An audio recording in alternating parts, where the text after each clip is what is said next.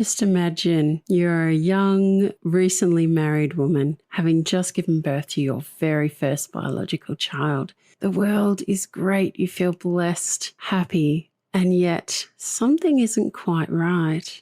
You get diagnosed with a pelvic infection. The pain is intense and the symptoms seem to be getting worse and more numerous. And then you get a phone call.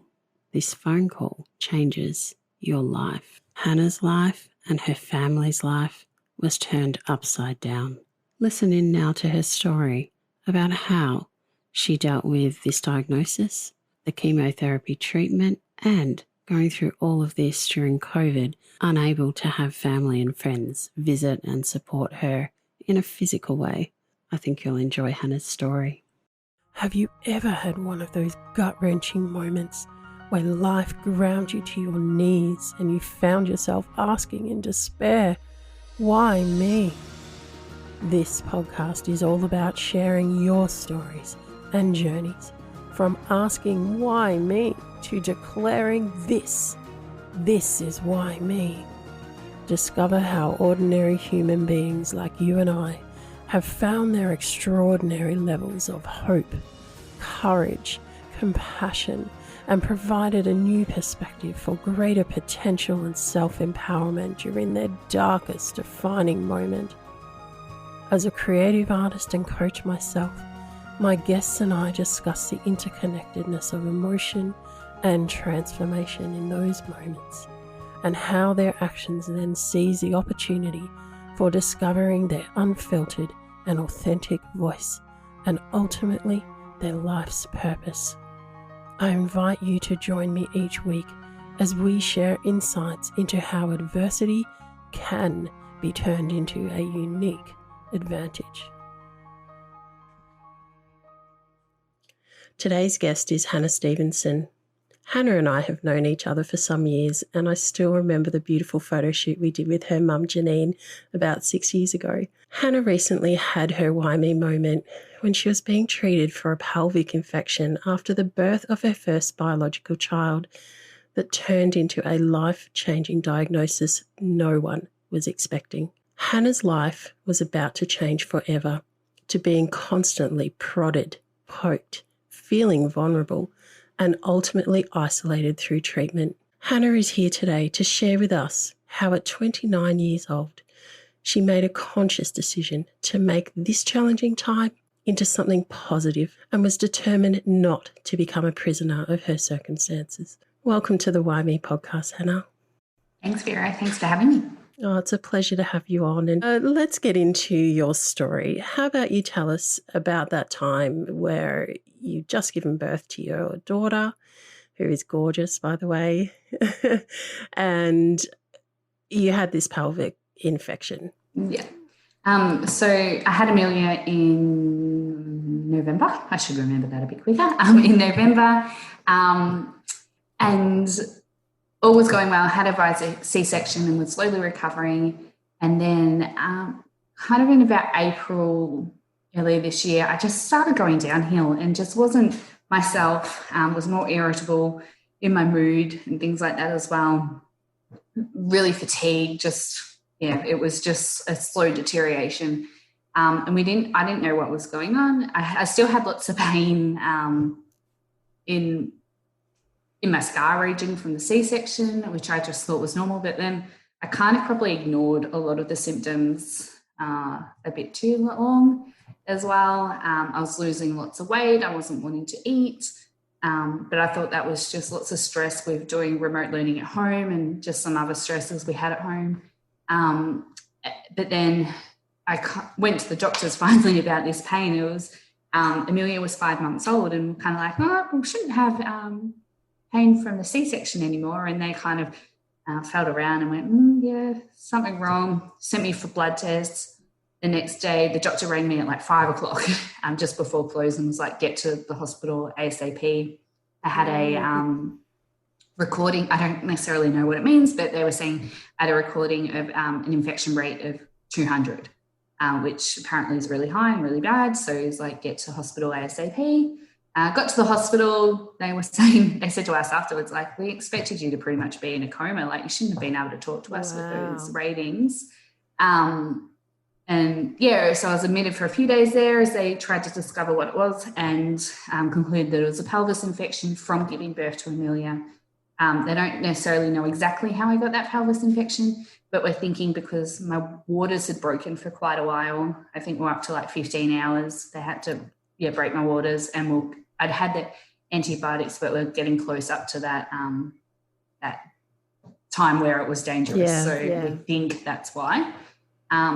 So they put me on some pretty strong antibiotics. Then 2 weeks post being discharged and being on the antibiotics, I was still not, the pain had gone, but I was still getting fevers. Like, I'd been getting fevers for months, but somewhere I read that was normal for post-birth.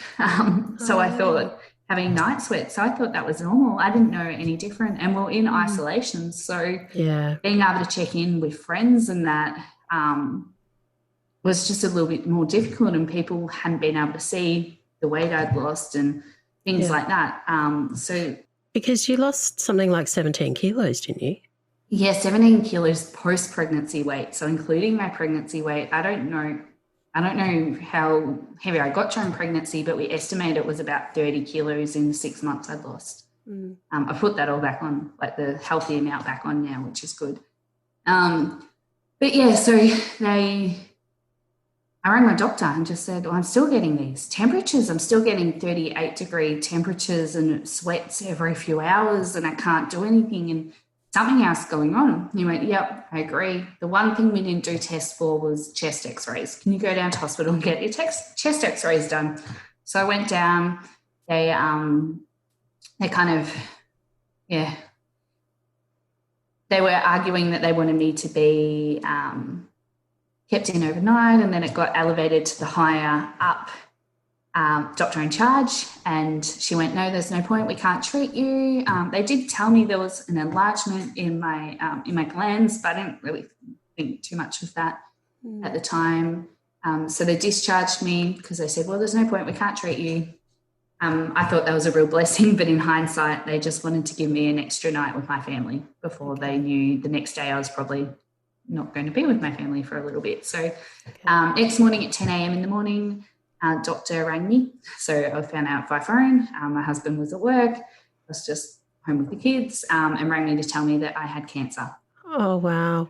Yeah, which is a very COVID crazy time. Yeah. She was very apologetic that this is not a news you should find out when you're by yourself or when you're on the phone, not face to face. How did that feel in that moment, Hannah? It was pretty full on. It was just a bit of a, what? Are you kidding me? I've got cancer. What does this mean for us? Just pure devastation. But it was amazing because she just said, is your husband home? I said, no, he's at work. And she said, okay, do you want to tell him or I'll ring him? And I said, please ring him. I can't say it, but I can't to tell your husband that yourself. So she instantly rang him, and he was home within minutes. So that was good. So, and then within minutes we had people here, there, and everywhere flooding into the home, which over the next few days. So originally they wanted me to go down on that day, but then they decided so that was on a Friday. They decided to give me a few days because we couldn't get the testing done till the Monday either. So I went down on the Sunday. Didn't know what that would look like. They originally said I'd only be there for a few nights, but ended up being there for 2 weeks at that stage. Right. Had days and days of testing done. So had they told you what sort of cancer it was and what stage at that point, or not? They were still investigating? They told me that it was lymphoma. I didn't know much about lymphoma at that stage, so I definitely did a quick Cancer Council Google on that one.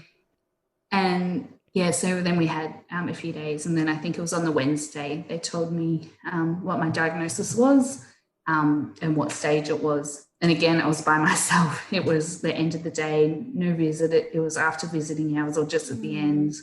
My husband couldn't come in.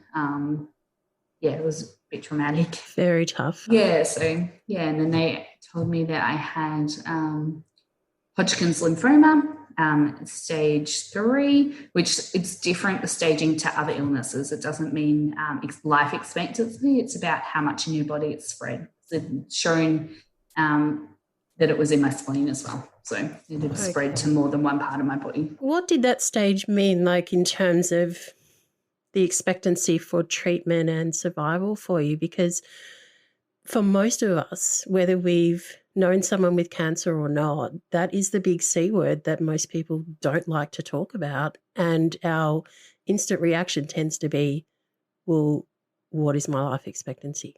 Mm-hmm. The great thing about lymphoma, it's the 6th most common cancer, and probably one of the most common, I think it's the most common cancer for 18 to 29-year-olds.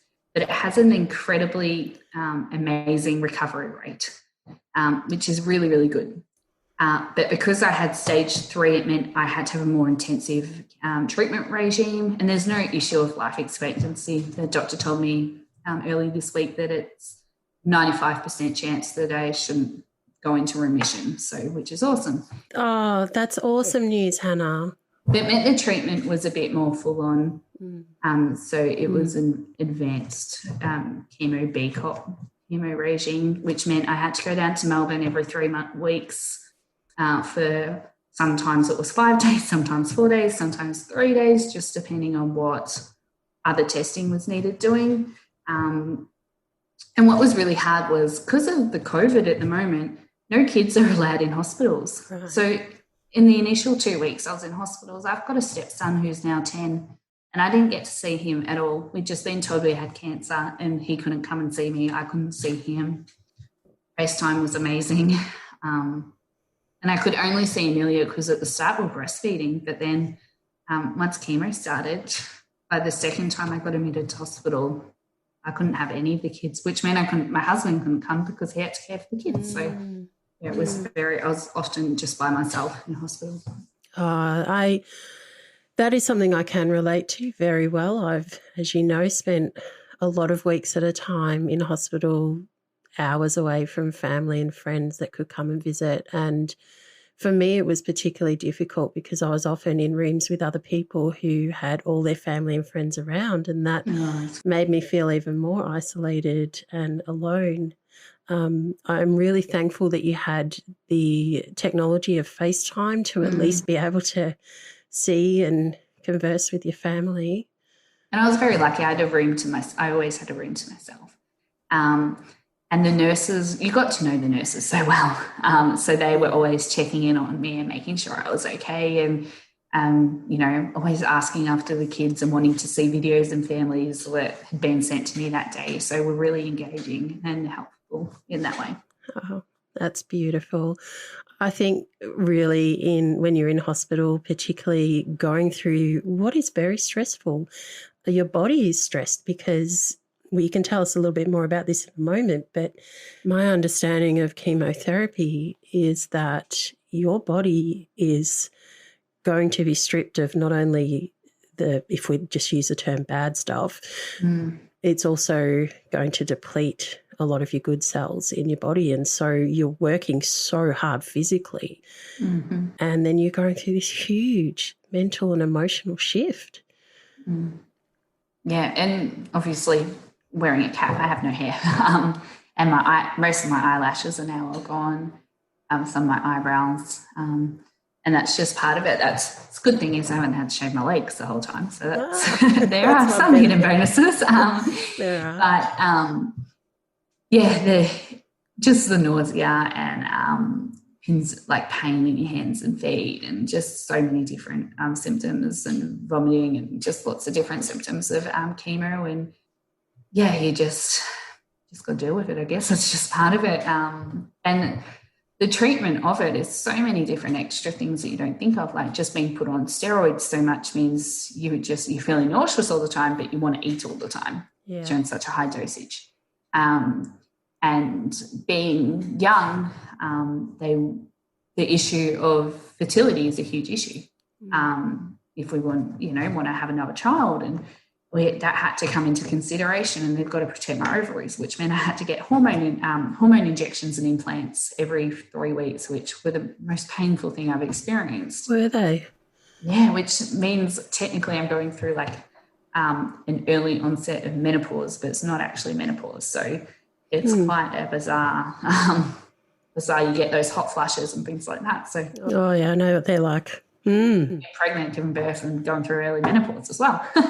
Wow. Crazy for my hormones. So talk about unpredictable. I mean, a lot of people now are struggling with COVID because we're now here in Victoria. We're 7.5 months into restrictions. We are just about to come back out of, stage 3 restrictions to go back to stage 2. A lot of people, even if nothing else had happened, are struggling with that uncertainty. And here you are, relatively recently married, just had your first biological child, had this cancer diagnosis, now separated down in Melbourne, regularly getting this intense treatment. How did you tap into that strength inside yourself to get through this, Hannah? I think when we're at home, that first initial, the first few hours, I just went and sat in the shower for 40 minutes and just cried and cried and cried. Yeah. And then it was kind of like, you know what, this is how it is. This is our reality. I can't change it. I've got kids depending on me. He needed to see an example of how to try and get through illness as well. He needed to be reassured that everything was going to be okay, even though we didn't know it. To see that positive side. And I think that's what that was really what motivated me. Yeah. And I was in Melbourne, and I was sitting there. I think it was day 2 that I was in Melbourne, and I had been in bed, and I was really, really sick by the time I got there. I wish I'd taken photos of how sick I looked. I looked frail. My skin was just hanging off me. To walk from the car up to the admission desk at the hospital and then up to the lift upstairs, it took me an hour to stop shaking. That's how weak my body was. Mm-hmm. But I was like, I'm just laying in bed. This is not good. I can feel myself taking on this I'm so sick mentality. And they encourage you to walk around the ward, but I made a really conscious decision not to, because I was on the oncology ward and there were so many other patients there who were end-of-life patients. And I was like, that's not our issue. We're not end-of-life. We're not fighting. Yeah. So I don't want to engage in that. I want to protect my mind and protect my spirit and my heart, and focus on that we're going to get through this, that we're going to fight this, and we're going to recover, and not let myself get swayed by what you're around, because it's so easy to fall into that I'm sick, everyone else needs to help me mentality. Yeah, it is very easy to fall into that, and that is what I often refer to as the woe is me. That's where the why me thinking comes in. When you're in that victim mindset, it's like, why is this happening to me? And I remember catching myself at different times when I was at my worst and I'm looking around. And for me, because my issues were all about breathing, and I would look around and I'd say to myself, why is this happening to me? Because I had a lot of other things going on as well, like you, it wasn't just the one thing at any one time. Yeah. And I'd look around and I'd go, every single person I'm looking at here takes for granted that they can breathe. And it takes me so much effort to get every single breath in and every single breath out, and to try and stay conscious when my oxygen was so low. And so for me, I used to catch myself in that thinking, and then I would say, you know what, that's not going to serve me right now. And so I'd love to know how, if I quote Jim Rohn here, stand guard at the door of your mind. I think that applies for what you hear. Like you said, it applies for what you see. It also applies to what you speak, whether that's internally or externally. So how did you pull yourself out of that thinking? For one, I got out of the hospital bed and sat at the chair and made sure that when I woke up, I didn't stay in the hospital bed for long. I was in the chair, and they kept on saying, geez, you're up early all the time. And I'm like, you know what, this isn't early. Usually I'm up with a baby, so this is still not early. Yeah. And I just would stay there until I went to bedtime.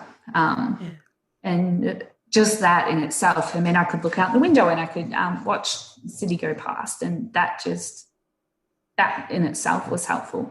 But also made sure when I was talking to people, I was like, yeah, I have cancer, but I'm Hannah fighting cancer. I'm not Hannah who has cancer. I'm Hannah who's fighting cancer, not Hannah who has cancer. Wow, what wise words from such a beautiful young lady. So much adversity, and here she was taking control of her language that she not only says to other people, but says to herself. I love these conversations with so many of my guests, hearing how they are getting through their adversity. And I love the way that in these stories, we get to really understand how it felt, not just how it looked from the outset, to be going through some of these really difficult times in people's lives. I respect and value each of the guests who come onto this show to share their very personal stories with us. And I know that they do this because they want people to know that they're not alone. Each of us who goes through something tough, there's going to be someone else out there going through something tough too, and possibly the same sort of something tough that they've just gone through. Everyone has a story to tell if we're willing to listen. It's Vera-Lee from Australia, the founder of the WhyMe Movement and podcast. Well, one idea, one vision, one person. This self-funded podcast and movement has started to take a life of its own, which is exactly where I had planned it would be. To hear the stories of the far-reaching impact across many countries in this world, it humbles me to know that my vision is shared, understood, and positively influencing people to look at the changes they can make for their own adversity and how they can find the strength, the courage to be inspired and feel connected and empowered to use their adversity to their advantage. One of the best ways that you can help support the WhyMe Movement and podcast is to subscribe to the various channels, such as the podcast platform you are listening to this on now and the YouTube channel, which has much bonus content released. By subscribing, you will make sure that you are one of the first to find out who is coming up next, more about our guests, and the interesting questions that I ask them, which do not get released on the podcast platforms, and lots of other good bonus content. I always love reading your comments, and so please feel free to leave them on each of the platforms. The beauty of social media is that you can easily share single episodes or any of that bonus content from YouTube onto your own social media platform with your friends, which helps to bring this positive, inspiring message to far more people, allowing you to be an active participant in the WhyMe movement and vision. On Apple Podcasts, it always makes a big difference if you can leave a rating, review, and subscribe to the show. Let's get back to today's story. So I'm not taking ownership of the cancer. I'm going to own the cancer myself. And I'd learned that from years. I'd had chronic fatigue for years and had learned that lesson through that as well. So I've applied it there. Yeah. I was talking with the psychiatrist a few times at the hospital, and he picked up on that and was like, hang on, what? And I'm like, well, I know it. I know I'm a social worker by trade. That's my profession. I know a self-fulfilling prophecy and everything like that. So I need to apply what I know to my life right now to help me get through it, because it's going to be a battle of the mind. So that's, I guess, my approach was, okay, it's a battle. It's the battle of the mind. Let's win this battle. Yeah, and I love that you recognised, even as a social worker, because sometimes when we're in this situation, we don't always think in that professional capacity, right? So the fact that you recognised that cancer was not your identity. Yeah. And that our adversity is not our identity. We may have something, that does not define us. And that is such an important distinction. And I'm sure a big part of how well as could be, that you have managed this whole situation. Well done to you, because that does take a lot of courage, and it also takes a lot of connection. And I speak a lot to my clients about connection, and I'd love to know your thoughts on this. There are lots of different types of connection. There's the connection to our inner circle. There's the connection to the earth. There's the connection to God. There's also that connection to ourself and that place of ourself that nobody else apart from God sees and knows. Yeah, my faith and belief in God is huge. It's pivotal to our life.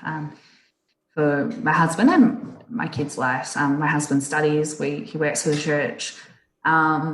It's really important, and that was a huge factor. Like, that was my community, my church. In there, they were constantly checking in on me. I guess one beauty of COVID, there were so many hidden blessings in it all, was that all our Bible study, our link groups were all on Zoom anyway. So I was down in Melbourne. It would be at nighttime. I would be getting chemo hooked through my arm, through my PICC line, and just sit there, even though I've got nurses coming in and out, and I would join in the Bible study, which meant I was getting my spiritual self fulfilled, but also my connection. And I guess my tribe of people I was still engaging with. I could still laugh with and have fun with, which that I really, really look forward to that. Often it coincided on the same night when I was down in Melbourne. So valuable to have those connections. And when you are in a difficult situation, and no matter how strong you are mentally about these things, you're still going to feel emotions. And it's about processing those and having those connections to be able to process that, and having that routine, at least that part of the routine that you could stay within, I'm sure was a big part of tapping into that inner strength. So how old is Amelia now? 9.5 months old. Did it ever occur to you with the timing of this that, you were talking about there were some blessings between COVID?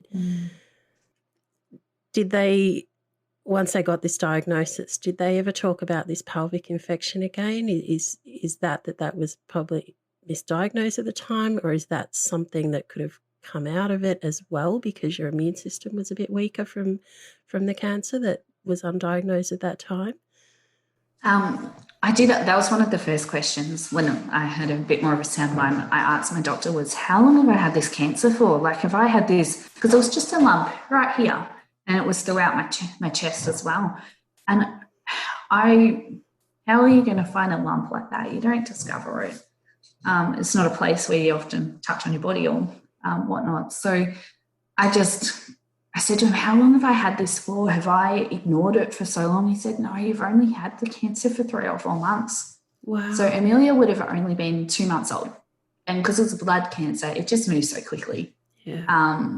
So really having the pelvis infection is the blessing in disguise, because they didn't outrightly say it, but they implied that if it wasn't for the pelvis infection, then the cancer could have sat dormant for so long. And because I had the pelvis infection, the experience of the symptoms were heightened, and a lot of people don't experience the symptoms I experienced.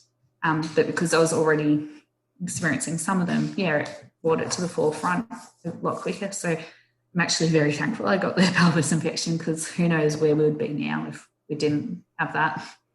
Yeah. And there are times in our lives where things happen that at the moment we are in the midst of it.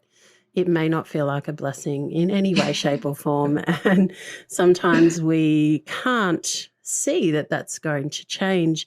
Yeah. I'd love to share a little story with you, because we did meet through Epicenter Church, which is my church as well. And back then when I first went to the church, I was still undiagnosed for my 2 most major conditions.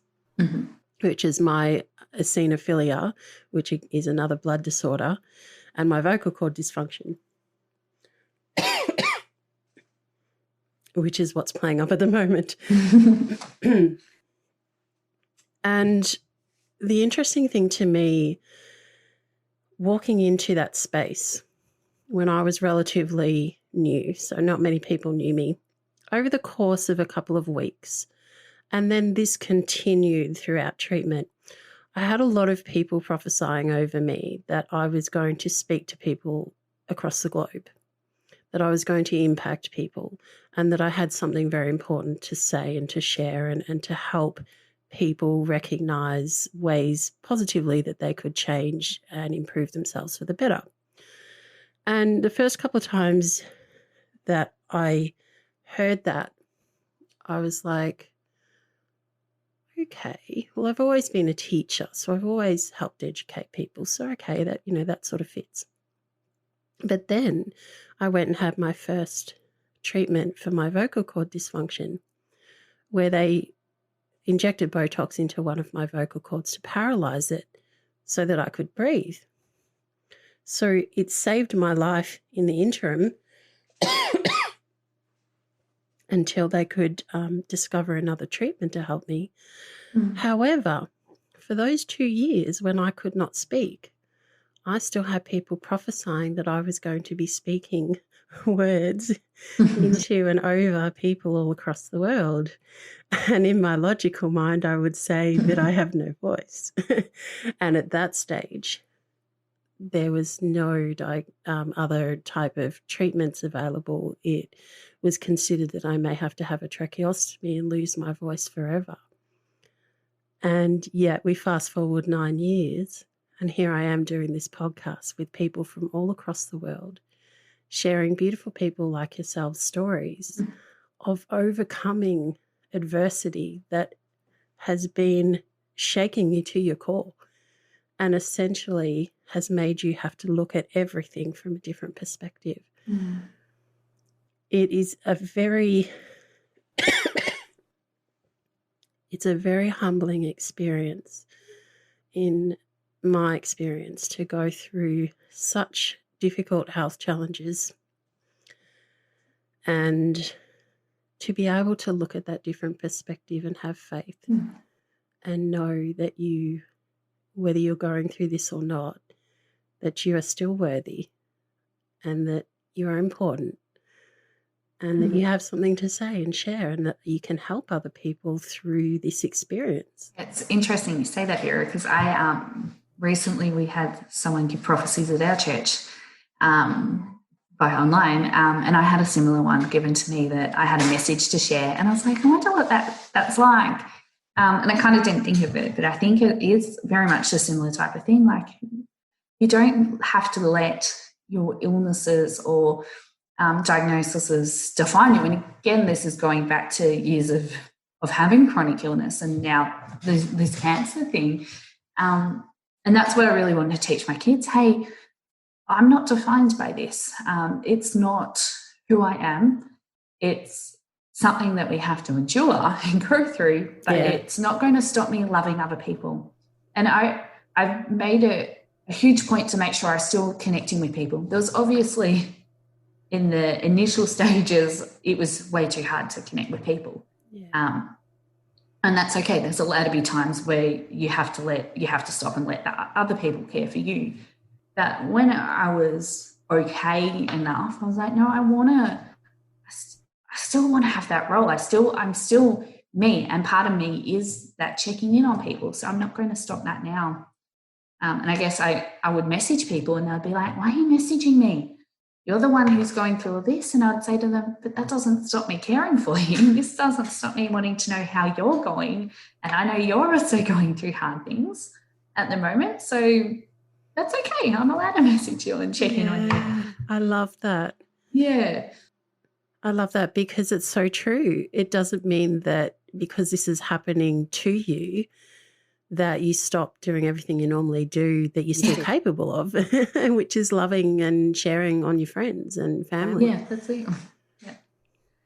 Yeah. So hopefully, I think the kids have got to learn that. Well, Harley, he's old enough, but Amelia, she's not. But a friend of mine, Beck, had suggested to me quite a few times. She suggested write a journal. I was like, I'm not writing a journal. I don't want to write a journal. That just doesn't appeal to me. And she kept persisting. And was like, I really think you need to write a journal. And then she got me. She knew how to. She knew the language I needed to hear. She goes, write it for Amelia. Yeah. I was like, oh, okay. So I have. I've written it from the day we found out we were pregnant till now. And it's been really good. But then part of my motivation of writing it was that I can share this story with her when she's older and show her as a baby how resilient she was, because she had to go from mum being her full-time carer all the time to barely seeing mum and dad having to take on that parenting role. More one-on-one. To being breastfed, to being completely stripped and not even weaned. It was just cold turkey. Wow, and not understanding why, because she's too young. Yeah, that's it. And even now, like, oh, mum's left. Oh, now I have to talk to her on the phone, that type of stuff that I want to show her when she's older and teenage years. Oh, my life is crap. I can't do this, or I'm not good enough. I can be like, hey, look how resilient you were from a baby. Like, this is you as your character. You were resilient as a little girl. So you can be resilient in your teenage years as well. So whether that comes together or not, I've got to put it in a book. And yeah, that's the plan. I'm just getting such an overwhelming feeling right now of how much she is going to embrace and love that gift. Yeah.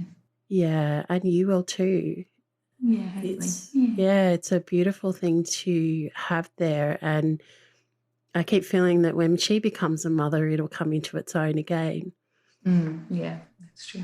Whole new meaning. Yeah. So this is the Why Me podcast.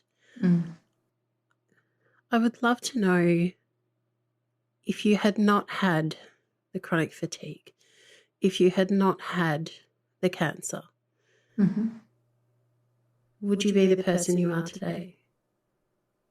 I don't think so. I think just in itself, I missed so much of my high schooling. I probably missed a year and a half of my high schooling. And when I went to uni, I only just got into uni, and it was such a drive. I still had chronic fatigue then, but I was so driven to achieve because I'd missed out so much. So, yeah, it really does shape.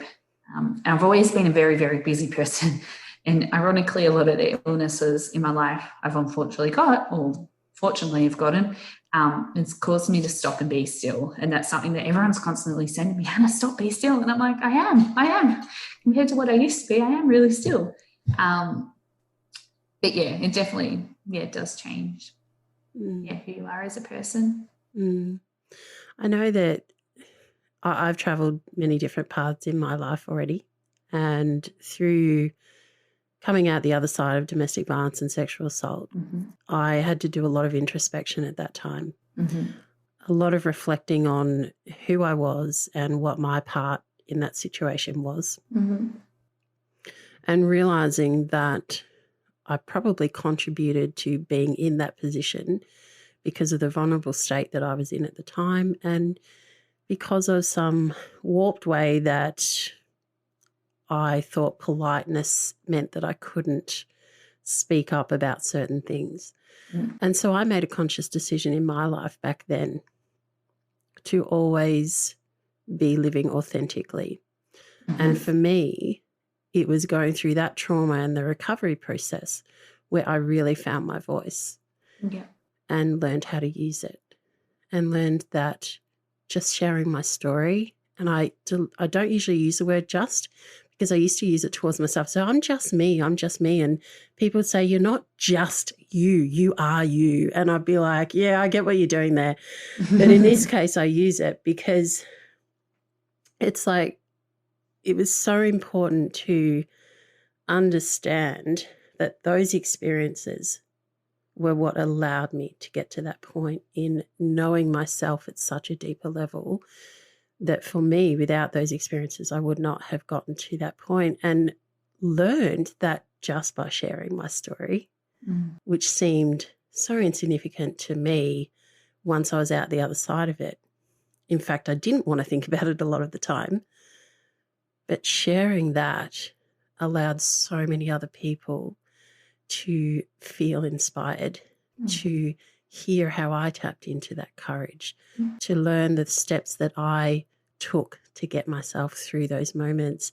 And even just coming back to when you said when you're in the hospital room and you got out of bed, that was one of the techniques I used to use whenever I could as well, because simply lying in a hospital bed embodies that feeling of I'm really sick.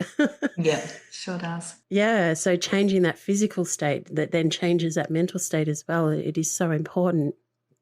I know that the Riv interviewed you a short while ago.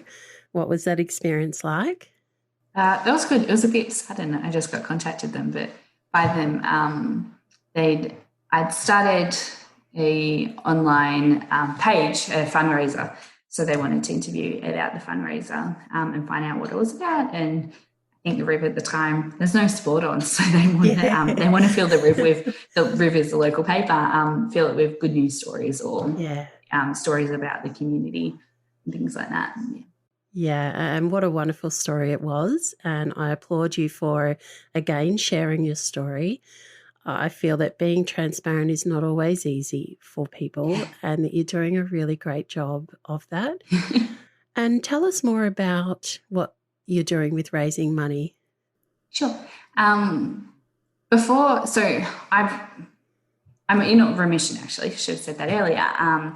So after my second round of chemotherapy, I had a PET scan which showed that it was all gone. The pictures are insane. The first was all black through my chest, and the second there was no black at all. It was I had to ask the doctor and say, "Excuse me, what did you say?" It's insane. I actually said to them, "Can I please have pictures of this?" Because everyone kept asking me, "How many tumours are there?" But with blood cancer, it's not the amount of tumours, it's a mass of tumours. So that way I could be like, oh, here, I've got it on my phone. Have a look. This is what it looked like. And it's just kind of cool and easy to explain to children, like to my, to Harley and to my niece and nephew and things like that as well. Yeah.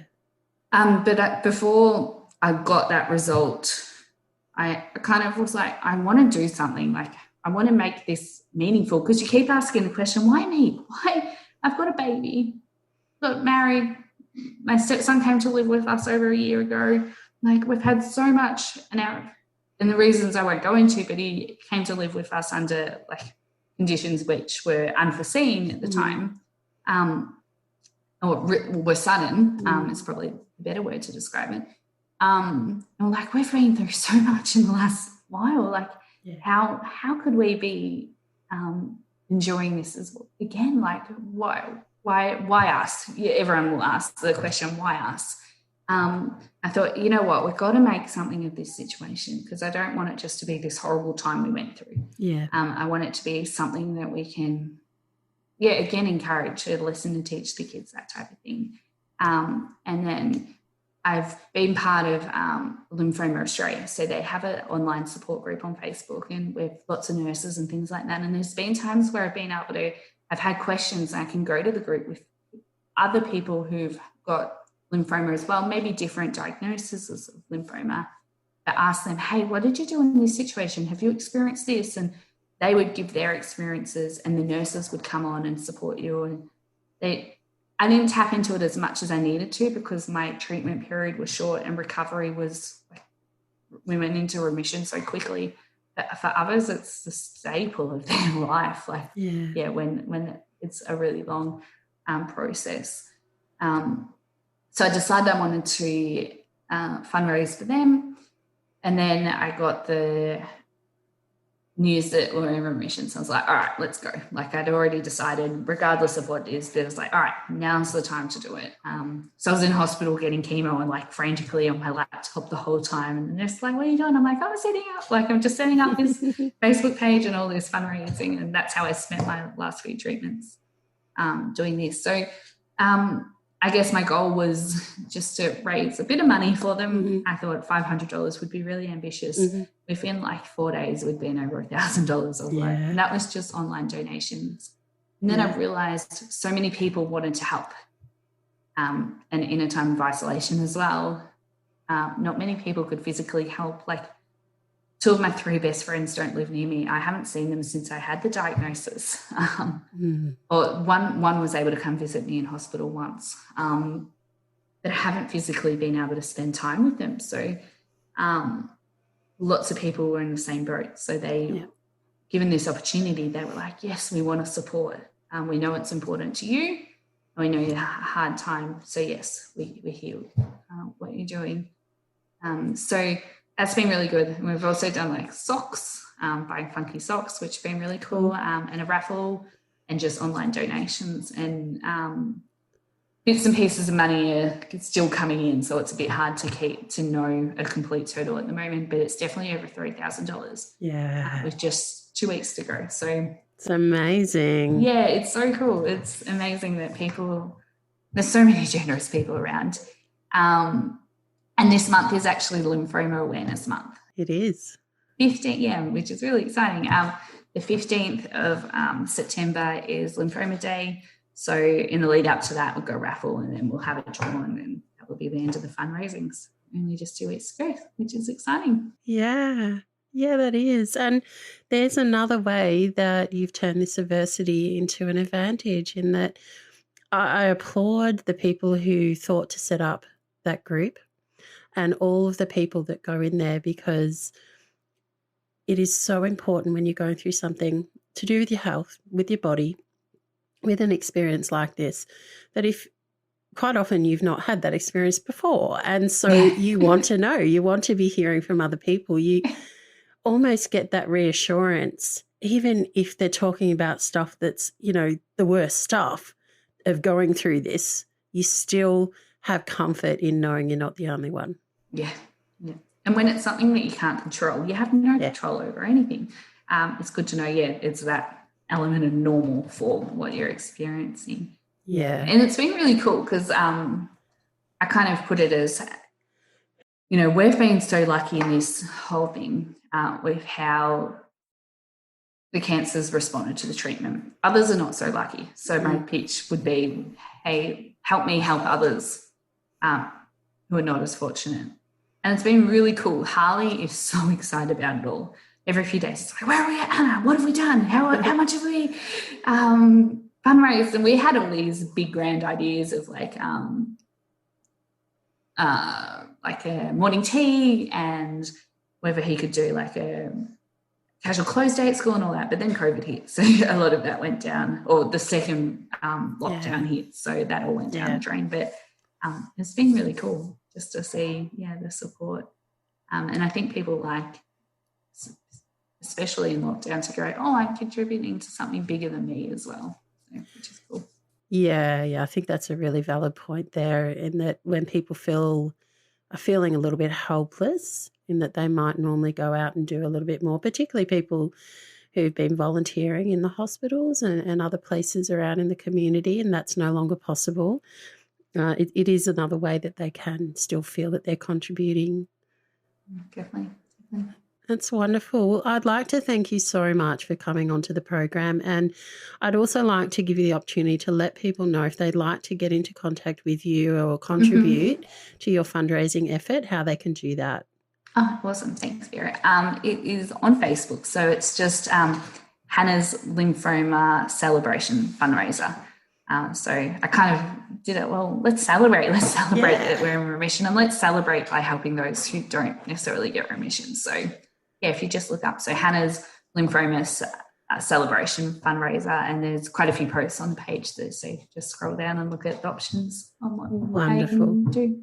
Wonderful. Thank you so much, and I'll put that in the show notes as well. Well, another story, more WhyMe moments, and more reasons to feel inspired to change your adversity into your advantage. An integral part of the vision of the WhyMe movement is the ICE acronym, I's for Inspire. When you feel inspired, you are more likely to take action. C is for two things, actually. Connection. You are not alone in this world. There are always people here who want to help you get through your adversity and feel positive about your life and your purpose. It is also for courage. Courage, in my opinion, is feeling the fear and doing it anyway. And there lies the importance of connection. For sometimes we don't feel we have the courage to do things on our own. And yet once we have the emotional support of those people who we trust, it can help us to feel that fear and do it anyway. And lastly, the E is for empower. When we have that connection and the courage and the inspiration to know, get our clarity of purpose, well, that is when we feel empowered to take the action that we want to do to change some aspect of our lives for the better. If you would like my personal support in this area to help you get through adversity in your life, you can contact me at Vera-Lee Original on social media.